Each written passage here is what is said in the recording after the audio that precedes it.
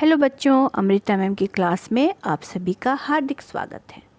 मैं अमृता मैम 9वीं कक्षा के बच्चों को उनके पाठ्य पुस्तक से, हिंदी के पाठ्य पुस्तक से पाठ्यक्रम 11 यानी कि लेसन 11 एक यात्रा, यह भी जो एक कहानी है उसको एक्सप्लेन करने वाली हूँ, उसकी व्याख्या करने वाली हूँ। इस कहानी को किसने लिखा है? रामदरस मिश्रा ने इस कहानी को लिखा, यानी कि इस कहानी के जो लेखक हैं वह है रामदरस मिश्रा। रामदरस मिश्रा का जन्म 15 अगस्त 1924 को हुआ था और ये इनका जन्म स्थान है गोरखपुर, उत्तर प्रदेश, भारत। ये भारत के हिंदी साहित्य के प्रथम कोटि के साहित्यकार हैं। रामदरस मिश्रा जी का जन्म 15 अगस्त 1924 को हुआ था और इनका जन्म स्थान है गोरखपुर, उत्तर प्रदेश, भारत। रामदरस मिश्रा जी का कुछ परिचय हम जान लेते हैं। रामदरस मिश्रा जी हिंदी साहित्य के प्रथम कोटि के साहित्यकार हैं। अपने कहानियाँ, काव्य एवं उपन्यास आदि क्षेत्रों में अपनी कलम चलाई है, यानी कि इन्होंने बहुत सारी कहानियाँ लिखी हैं, काव्य लिखे हैं और उपन्यास भी लिखा है इन्होंने। बहुचर्चित उपन्यास है जल टूटता हुआ और पानी के प्राचीर। आपकी कविताओं के संग्रह हैं बैरंग बेनाम चिट्ठियाँ, पक गई है धूप, जुलूस कहाँ जा रहा है, आम के पत्ते। आपके कहानी के संग्रह हैं खाली घर, बसंत का एक दिन, 61 कहानियाँ तथा मेरी प्रिय कहानियाँ। आम के पत्ते काव्य संग्रह को व्यास सम्मान से सम्मानित किया गया है। आपका हिंदी अकादमी के शिखर सम्मान एवं उत्तर प्रदेश हिंदी संस्थान के भारती पुरस्कार से प्रतिष्ठित किया गया है। इनको बहुत सारे सम्मान दिए गए हैं जो हिंदी साहित्यकार को दिया जाता है। अब ये जो हम कहानी पढ़ने वाले हैं, एक यात्रा, यह भी कहानी में रिक्शे वाले से इनका एक परिचय हो गया और उसके जीवन की घटनाओं से नारी के प्रति उसके दृष्टिकोण देखकर और जीवन में उतारे गए कर्तव्य बोध से प्रेरणा प्राप्त होती है। स्त्री सम्मान, स्त्री सुरक्षा, आत्मीयतापूर्ण संबंधों को खूबी से प्रस्तुत किया है जो अत्यंत प्रेरक है। इन्होंने इस कहानी में एक रिक्शे वाले से परिचय हुआ इनका, वो रिक्शा वाला ने जैसा नारी के प्रति दृष्टिकोण प्रस्तुत किया है उसको इन्होंने बहुत अच्छे और रोचक ढंग से, बहुत प्रेरक बनाकर प्रस्तुत किया है इस कहानी में, जो कि हमारे सब के लिए बहुत प्रेरणादायक है। अब चलिए हम शुरू करते हैं कहानी। ये जो कहानी है इसके जो लेखक हैं रामदरस मिश्रा, उन्होंने अपनी एक घटना के तौर पे ये कहानी लिखी है। उन्होंने इस तरीके से इस कहानी को लिखा है जैसे कि वो सब उनके साथ हुआ है और जैसे जैसे उनकी जो उस यात्रा की प्रतिक्रियाएं थीं उन सबको इन्होंने बहुत अच्छे ढंग से कलमबद्ध करके एक कहानी लिखी है। मैं यात्रा भीरू हूँ। यात्रा भीरू मतलब कि यात्रा से डरने वाला। तो ये यहाँ पे जो लेखक हैं वे कह रहे हैं कि मैं यात्रा भीरू हूँ, यानी कि उनको यात्रा से डर लगता था। ये कहीं जाने पर कभी कभी डर होता है ना, हमें भी डर होता है कि हम कहीं घूमने जाएं, कुछ करें, पैकिंग करो, जाओ, वहाँ कैसे लोग मिलेंगे, इस तरीके से यात्रा कैसी होगी, ट्रेन में कैसे बैठेंगे, कैसे उतरेंगे, इस तरीके से इनको भी यात्रा से थोड़ा सा डर लगता था। यात्रा पर निकलते समय डर बना होता है कि पता नहीं कैसे कैसे लोगों से पाला पड़ेगा। सबसे बड़ी असहजता तो अनुभव होती है अंट संट किराया मांगने वाले ऑटो वालों से भी। नए शहर है, कैसे कैसे लोग मिलेंगे, यह चिंता भी बनी होती है।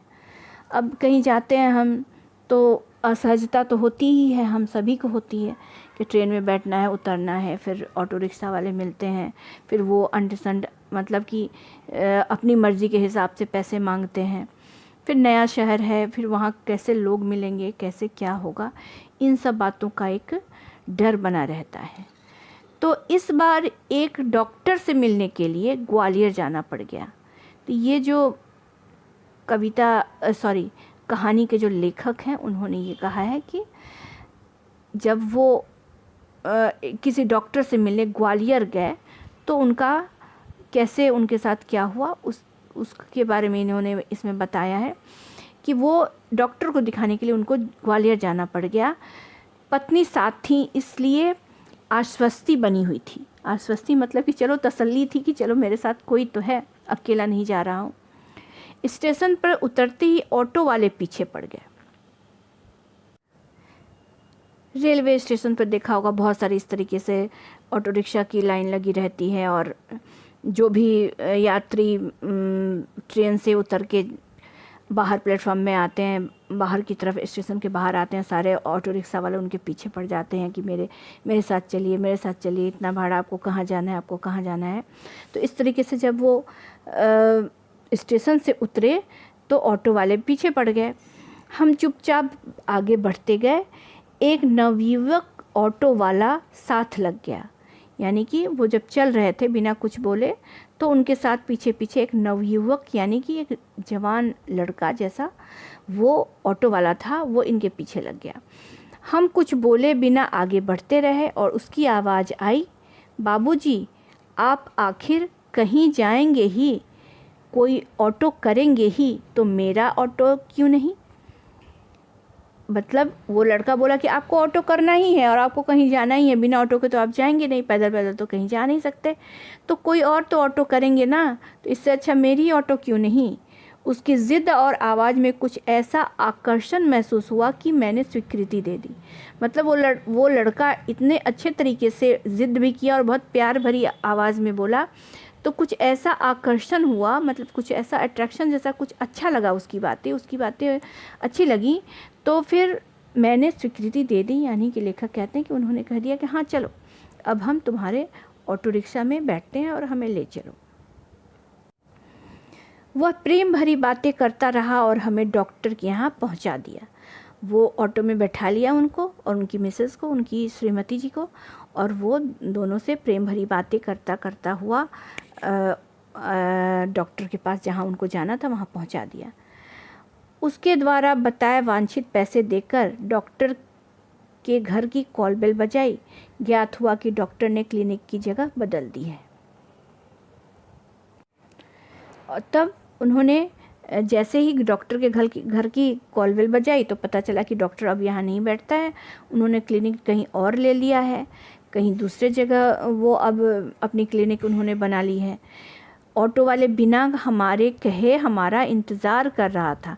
जब वो डॉक्टर के पास से निकल के आ गए, डॉक्टर वहाँ उन्हें नहीं मिला, उन्हें पता चला कि कहीं और उनका क्लिनिक शिफ्ट हो गया है। तो जब वो बाहर आए तो उन्होंने देखा कि ऑटो वाला वहीं खड़ा था और उनका इंतज़ार कर रहा था। हमें नई जगह पर पहुँचा दिया, फिर उसने बैठाया और नई जगह पर पहुँचा दिया। मैंने पूछा कितनी पैसे दूँ, इन्होंने पूछा कितने पैसे दूं, क्योंकि वो वहाँ तक की किराया तो दे चुके थे जहाँ वो पहले उतरे थे। बाबूजी जो इच्छा हो दे दीजिए। वैसे डॉक्टर के घर से यहाँ तक का किराया तो अतिरिक्त हो गया ना।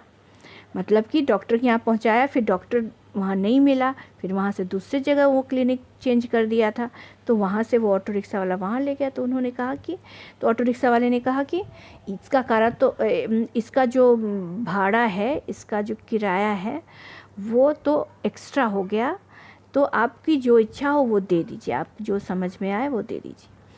उसने पूछा बाबूजी यहाँ कहाँ से जाएंगे। मैंने होटल का नाम बता दिया और कहा भाई तुम जाओ, यहाँ देर लगेगी। ऑटो रिक्शा वाले ने उनको हॉस्पिटल पहुंचा दिया जहां उन्होंने क्लिनिक चेंज किया था। डॉक्टर ने नए क्लिनिक पे पहुंचा दिया और फिर बोला कि आप यहाँ कहाँ से जाएंगे, मैं रुकूं या नहीं रुकूं। तो उन्होंने कहा कि जो इसके लेखक हैं उन्होंने कहा कि नहीं भाई तुम जाओ, क्योंकि डॉक्टर के यहाँ तो बहुत देर लगती है, डॉक्टर दिखाने में लाइन लंबी लगी रहती है। फिर डॉक्टर चेकअप करते हैं, फिर दवाइयाँ लिखते हैं, फिर हमें दवाइयाँ लेनी पड़ती है। बहुत सारे प्रोसेस होते हैं वहाँ डॉक्टर के वहाँ, तो वहाँ टाइम लगेगा। इसलिए लेखक ने उनसे, ऑटो वाले से कहा कि भाई तुम जाओ और हमें यहाँ देर लगेगी।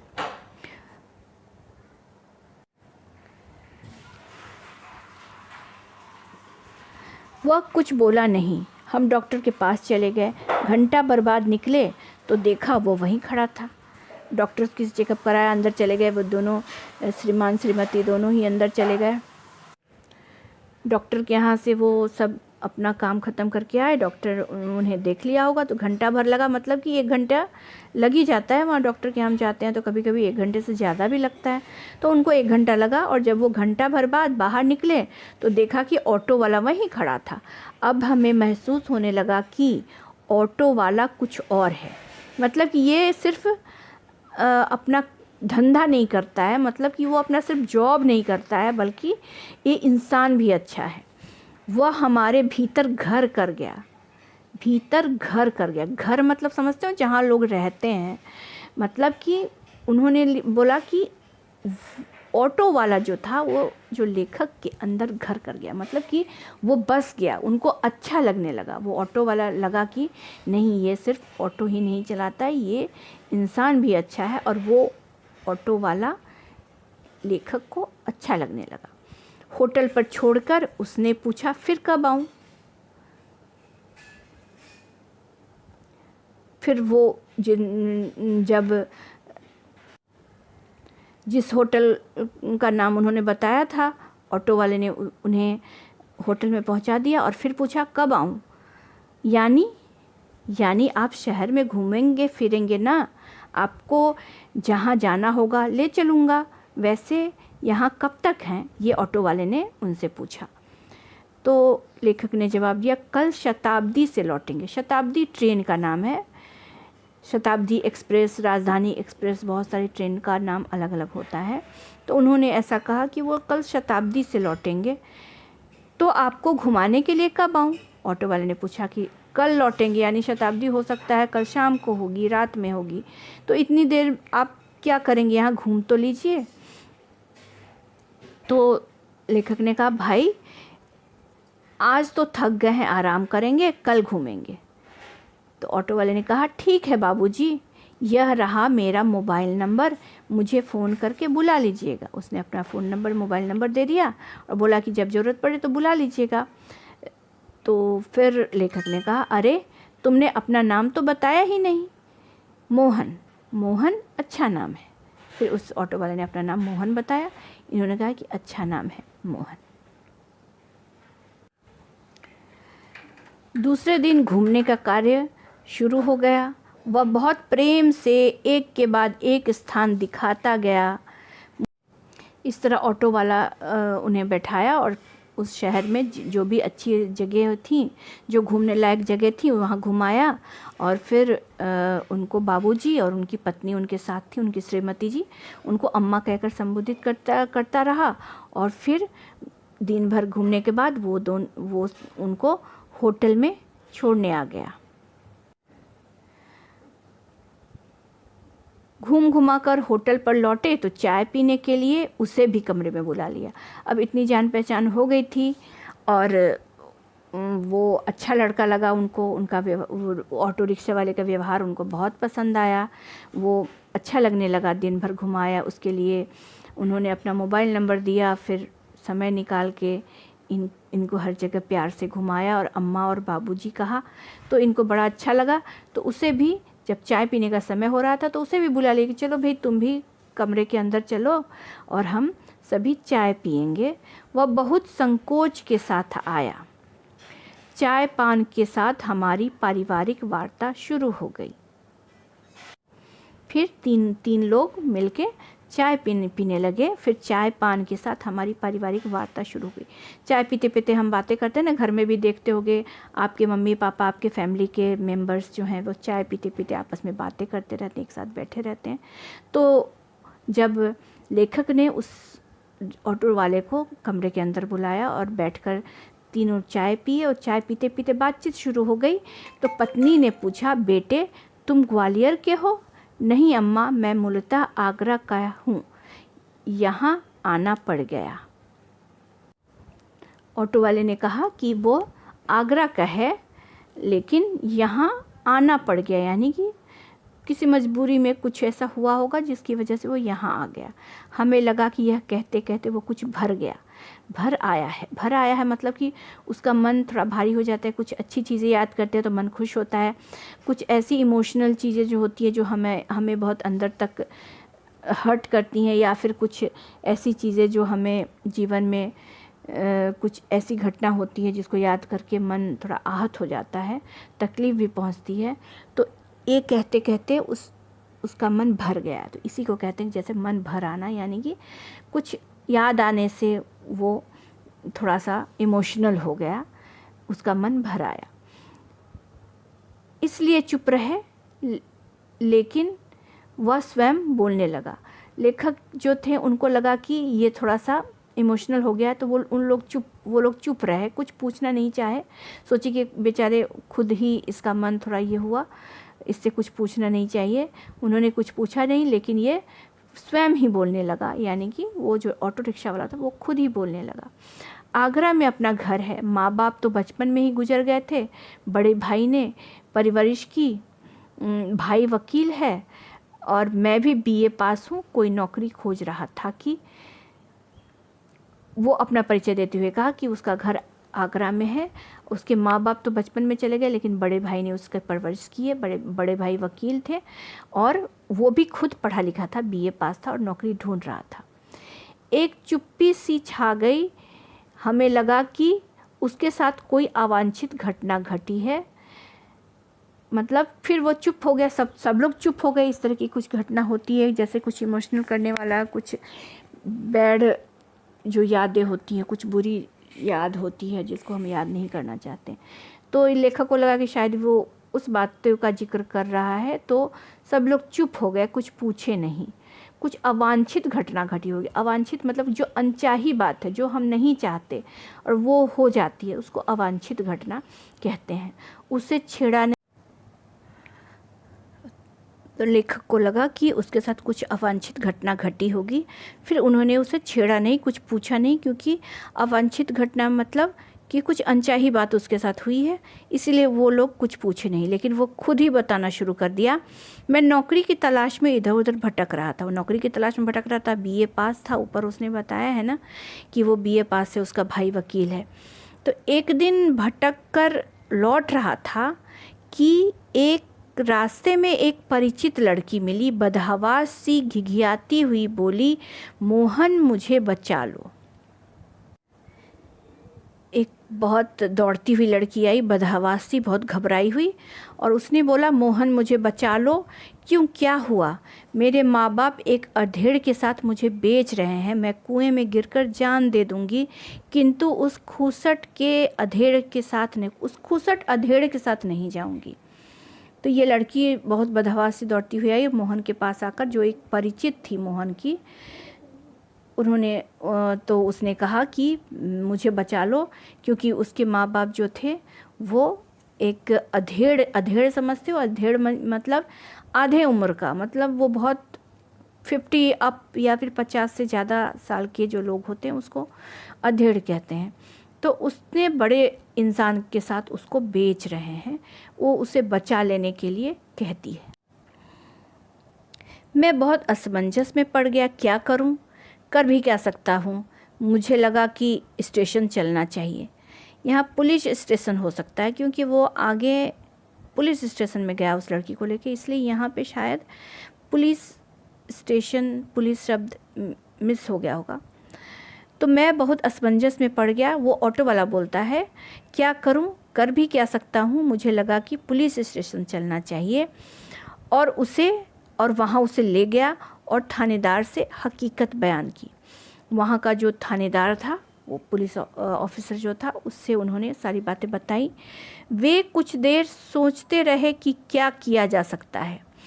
जो पुलिस ऑफिसर थे वो भी सोचने लगे कि ऐसी बात है तो क्या जा सकता है। ये लड़की, इसको तो अगर हम छोड़ देते हैं, घर जाने देते हैं, तो इसके माँ बाप इसको बेच रहे हैं। थानेदार साहब बोले, इसकी FIR लिखकर इसके माँ बाप को हवालात में बंद कर देता हूँ, लेकिन फ़िलहाल चिंता इस लड़की की है कि आखिर इसके लिए क्या किया जाए। उन्होंने बोला कि इसके माँ बाप के खिलाफ़ FIR कर देता हूँ। पुलिस फाइल होता है ना, जो कोई गलती होती है, केस होता है, हमें किसी से कुछ शिकायत होती है, पुलिस में हम केस करने जाते हैं तो उसकी FIR करानी पड़ती है। तो थानेदार ने कहा कि इसके माँ बाप के खिलाफ़ FIR कर देता हूँ, उसको जेल में बंद कर देता हूँ। अगर जेल में बंद कर भी दिया तो आखिर ये लड़की कहाँ जाएगी, इस लड़की का क्या होगा। एक छोटी सी चुप्पी के बाद वे एकाएक बोले, तुम्हारी शादी हो गई है? थानेदार ने इस लड़के से, ऑटो वाले लड़के से पूछा, तुम्हारी शादी हो गई है? मैंने न में सिर हिलाया। तो बोले, तुम मेरे से शादी क्यों नहीं कर लेते? मैं तो इस आकस्मिक प्रस्ताव से चकरा गया। आकस्मिक प्रस्ताव, आकस्मिक मतलब कि अचानक से, किसी चीज़ के बारे में सोचा नहीं और वो हो जाता है तो उसको बोलते हैं आकस्मिक हो गया। कुछ अचानक से कोई चीज़ें हो गई तो इस तरह से वो उसने सोचा नहीं था कि इस लड़की, ऐसा कुछ प्रस्ताव मेरे सामने आ जाएगा कि कोई बोलेगा कि इस लड़की के साथ शादी कर लो। तो इस आकस्मिक प्रस्ताव से चकरा गया, किंतु कुछ पल बाद लगा कि इसमें बुराई क्या है। कुछ समय बाद वो सोचने लगा कि इसमें आखिर बुराई क्या है, वो भी शादीशुदा नहीं था और ये लड़की भी अच्छी थी और परिचित भी थी, तो अगर इससे शादी हो भी जाती है तो क्या हुआ। तो मैंने कहा, सर इससे तो पूछ लीजिए, लेकिन वो हाँ कह देगा तो उस लड़की की भी तो मंजूरी चाहिए कि उसकी शादी किससे हो। थानेदार ने उससे पूछा तो उसने स्वीकृति सूचक सिर हिलाया। स्वीकृति सूचक मतलब हाँ में सिर हिलाया। लेकिन क्या मोहन बाबूजी, लेकिन यह कि भाभी अपनी बहन से मेरी शादी कराना चाहती रही, बात तय हो चुकी थी। तो फिर उसने कहा कि मेरी भाभी जो है, मेरे, उसने बताया था ना कि उसके भाई वकील हैं, उसकी भाभी हैं, तो भाभी जो है वो अपनी बहन से इसकी शादी कराना चाहती हैं और बात लगभग तय भी हो चुकी है। लेकिन क्या मोहन बाबूजी, लेकिन यह कि भाभी अपनी बहन से मेरी शादी कराना चाहती रही हैं, बात तय हो चुकी है। बाबूजी, मैंने सोचा भाभी की बहन से तो कोई भी अच्छा आदमी शादी कर लेगा, है ना। भाभी की बहन की शादी अभी तो हुई नहीं थी, बस बात ही चल रही थी। वो तो अच्छी लड़की, अच्छे घर की है, तो उसकी शादी तो कोई भी अच्छा आदमी उससे कर लेगा। पर कोई संकट नहीं है, वहाँ कोई संकट नहीं है, मतलब कि वहाँ ऐसा तो कोई इमरजेंसी नहीं है कि उस लड़की से इसे ही शादी करनी होगी। लेकिन इस लड़की की ज़िंदगी खतरे में है। लड़की सुंदर भी है, परिचित भी है, और अहम बात यह है कि वह संकट में भी है। संकट भी है उसके ऊपर, वो जो प्रॉब्लम में फंसी है, और वो सुंदर भी है, अच्छी भी है और परिचित भी है। इसलिए इसमें कोई बुराई नहीं है कि उसके साथ शादी कर लिया जाए, क्योंकि जो भाभी की बहन थी उससे तो कोई भी अच्छा आदमी, कोई अच्छे घर में उसका रिश्ता हो सकता है, लेकिन इस लड़की के साथ विवाह कौन करेगा। इससे विवाह करना प्रीतिकर भी होगा और मानवीय भी। प्रीतिकर मतलब कि अच्छा लगेगा, प्यारा होगा, अच्छा लगेगा, ये लड़की सुंदर है तो इससे शादी करेगा तो अच्छा होगा। और मानवीय यानी इंसानियत के नाते उसकी मदद भी हो जाएगी, और वो उस लड़की को एक रहने का ठिकाना मिल जाएगा, और वो अच्छे लड़के से उसकी शादी हो जाएगी। लेकिन हाँ, अब यह समस्या है कि विवाह एकदम तो ना हो जाएगा। यदि लड़की घर गई तो फिर उसे बेच दिया जाएगा, फिर बेच दिए जाने का संकट। मैं साथ ले जाऊं तो भैया भाभी नाराज़ हो जाएंगे। इसके माँ बाप के ऊपर लड़की भगाने का, इसके माँ बाप मेरे ऊपर लड़की भगाने का केस कर देंगे। जब मैंने थानेदार के सामने ये सारी समस्या रखी तो वो बोला, कुछ दिन के लिए मैं इसे नारी निकेतन में रखवा देता हूँ, लड़की से माँ बाप के खिलाफ़ शिकायत लिखवा कर रख लेता हूँ। तो उसने कहा कि ठीक है, मैं इस लड़की से शादी कर तो लूँ, लेकिन एकदम से नहीं कर सकता ना। मैं अगर इसको अपने भैया भाभी के घर ले जाता हूँ तो भैया भाभी तो इसको मानेंगे या नहीं मानेंगे, वो नाराज़ भी हो जाएंगे। और अगर इसके माँ बाप के पास इसको भेज देता हूँ तो इसके माँ बाप इसे बेच देंगे, और अगर मैं इसको अपने साथ कहीं ले जाता हूँ तो इसके माँ बाप मेरे ऊपर लड़की भगाने का भी केस कर सकते हैं। ये सारी बातें वो थानेदार को बोला, तो थानेदार ने कहा कि अच्छा ठीक है, इस लड़की को मैं नारी निकेतन एक जगह होता है जहाँ की जो समस्या वाली में फंसी हुई जो लड़कियाँ होती हैं, जो बहुत मुसीबत की मारी हुई होती हैं, उन लड़कियों को वहाँ सहारा दिया जाता है, वहाँ उन्हें रखा जाता है। तो इस लड़की को कुछ दिन नारी निकेतन में रखवा देता हूँ, वो लड़की से माँ बाप के खिलाफ़ शिकायत लिखवा लेता हूँ, ऐसा थानेदार ने कहा। 15 दिन बाद उन्होंने मंदिर में मेरी शादी करवा दी। 15 दिन बाद थानेदार ने दोनों लड़की की शादी करवा दी। मैंने कहा, मोहन ऐसा थानेदार कहाँ होता है, मुझे तो इस घटना पर विश्वास ही नहीं हो रहा है। लगता है मैं कथा सुन रहा हूँ। तो लेखक ने कहा ऑटो वाले से कि इतना अच्छा थानेदार भी होता है क्या? मुझे तो लगा कि मुझे तो विश्वास नहीं हो रहा है, लग रहा है कि जैसे मैं कोई कहानी सुन रहा हूँ।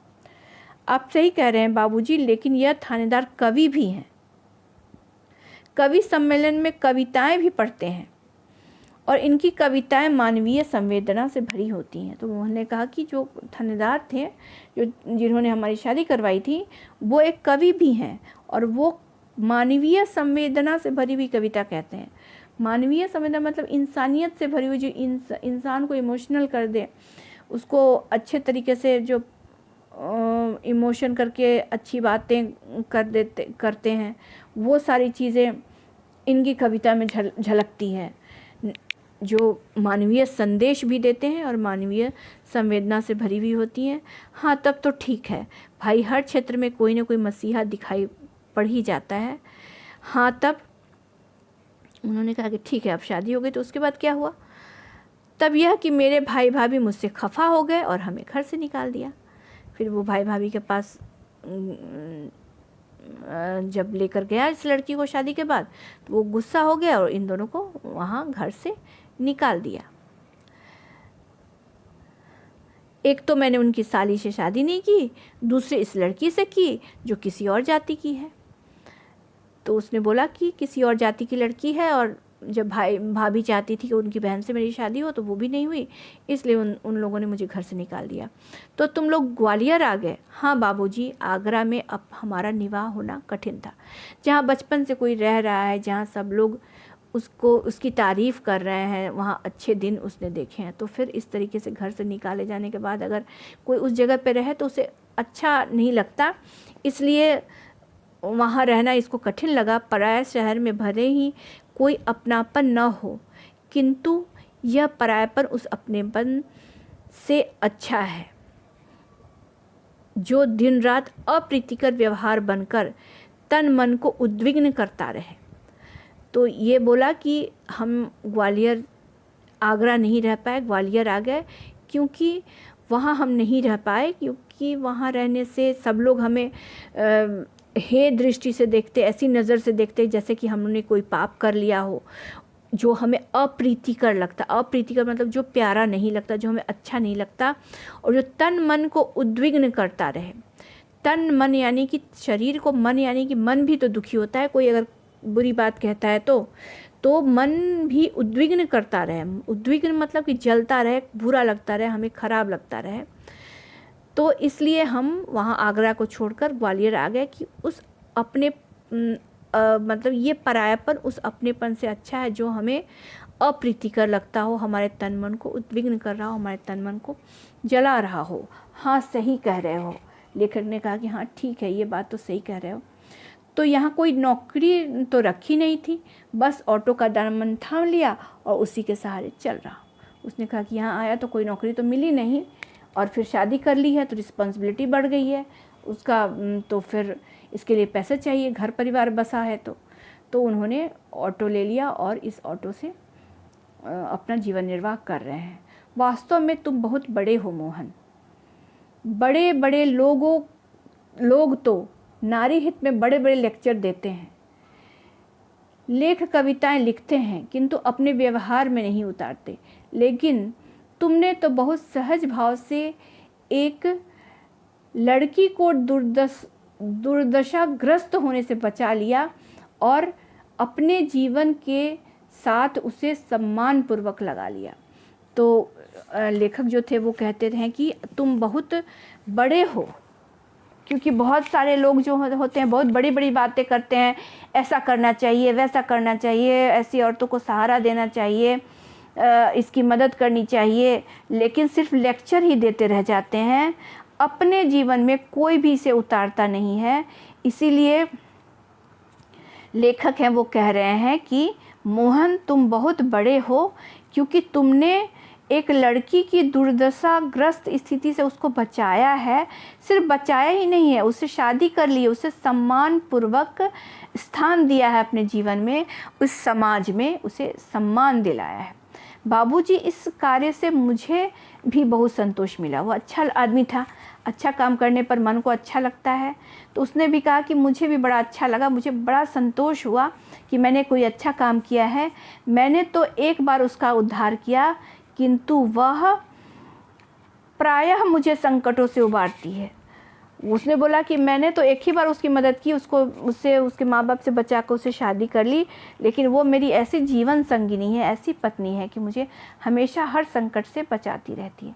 मोहन की यह कहानी हम पर छा गई और हमारे मन में कितना बड़ा हो गया, और वह हमारे मन में कितना बड़ा हो गया।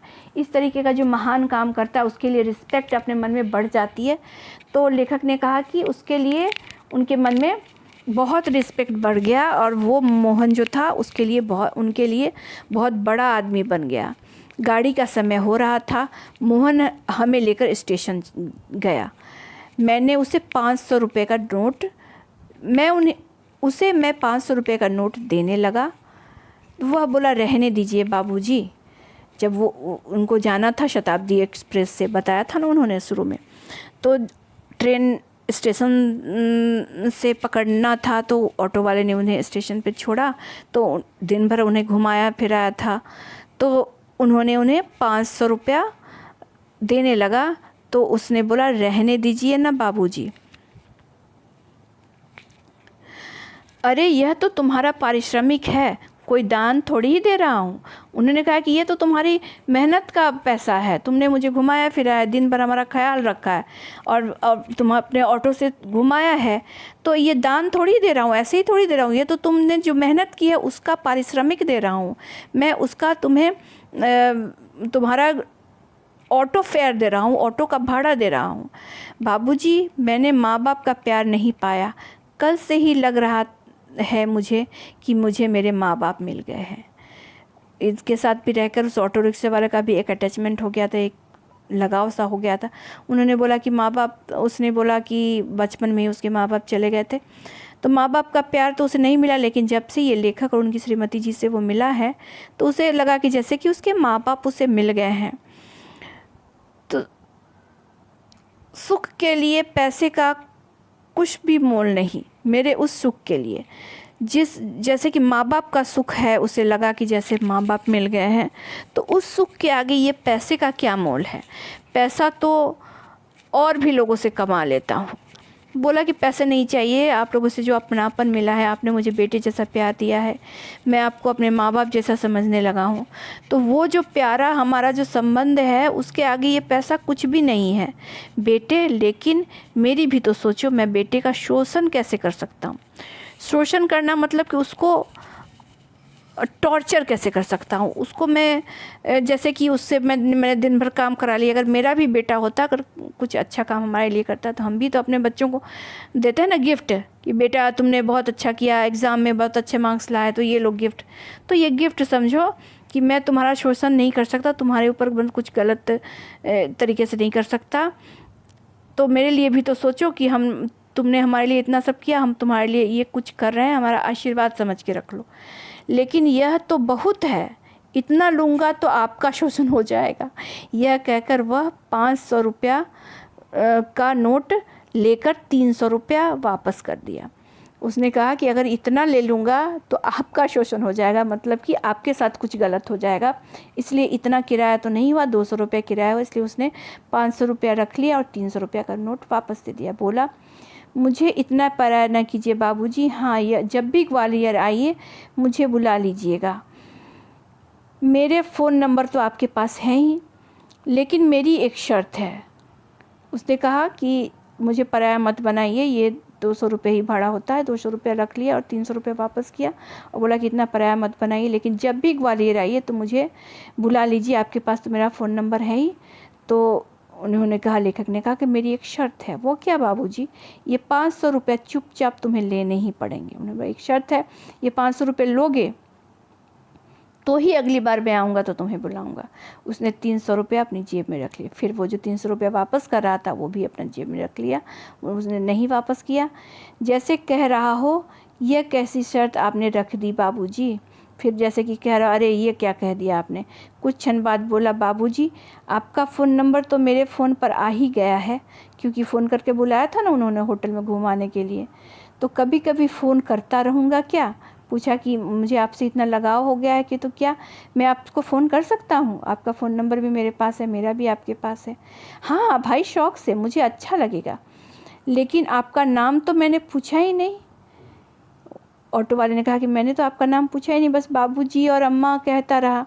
मैं हूँ सत्यकेतु और मेरी पत्नी है कामना। उन्होंने अपना नाम बताया, अपनी पत्नी का नाम बताया। जब हम स्टेशन के अंदर जाने लगे तो वह आँखें में न जाने कितना अपनापन लिए हमें निहारता रहा। और वो जैसे कि कोई अपने को हम सी ऑफ करने स्टेशन पे जाते हैं तो देखते रहते हैं ना, जब तक वो ना चला जाता हो हम लोग खड़े होकर देखते रहते हैं, हाथ हिलाते हैं। तो वैसे ही वो जो ऑटो वाला था बहुत अपनेपन अपने आँख में लिए हुए उन दोनों को जाते हुए देखता रहा। बहुत अच्छी कहानी है, बहुत इमोशनल है, बहुत अच्छा है। आप इसे ज़रूर पढ़िए। कुछ आपको प्रॉब्लम आ रही हो, कुछ हमारे समझाने में कुछ कमी रह गई हो, कुछ और समझना चाहते हो, तो प्लीज़ कमेंट में हमें ये लिखिए। या फिर कुछ नई चीज़ें आपको समझना हो तो वो भी कमेंट में लिखिए, ताकि मैं उसका वीडियो जल्द से जल्द बनाकर आपको पहुंचा सकूं। और हाँ, मेरे चैनल को सब्सक्राइब कीजिए और बेल आइकन दबाइए, ताकि जो भी मैं नया वीडियो पोस्ट करूं उसका नोटिफिकेशन आपको मिल जाए। Thank you so much. धन्यवाद। बाय।